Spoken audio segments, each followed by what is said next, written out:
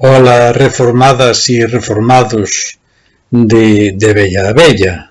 Nesta oitava lição de portugués imos falar de comidas, pero de comidas así levadeiras, de comidas adaptadas xa á nosa idade que nos temos que cuidar, é dicir, de comidas sás. Imos ver que algunhas palabras difiren bastante, pero a maioría ou son a mesma palabra ou son algo moi similar, moi parecido, como fomos vendo nas leccións anteriores. Imos falar dos lácteos, que son os lacticínios, que poden ou non levar lactose.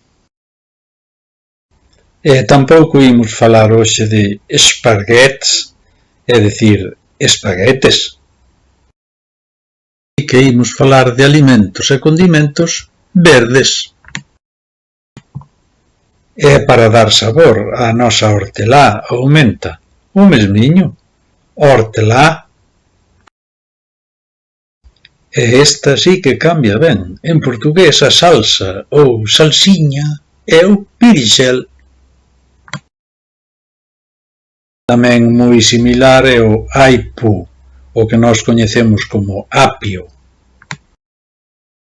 E a nosa remolacha ten un nome ben diferente, beterraba. E como se dirá o castelán cilantro, o noso coantro, pois coentro.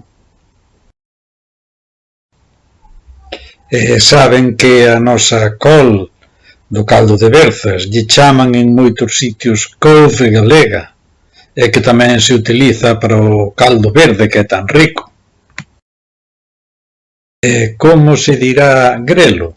Pois o mesmiño, grelos, que ali se utilizan moito de acompañamento nos pratos. E as que comía Popeye, pois son as espinafres, parecidas ás espinacas. Os pistachos son pistacios ou pistaches. E os chícharos ou ervellas son as ervillas. E outro calcadiño, a batata, que é a nosa pataca.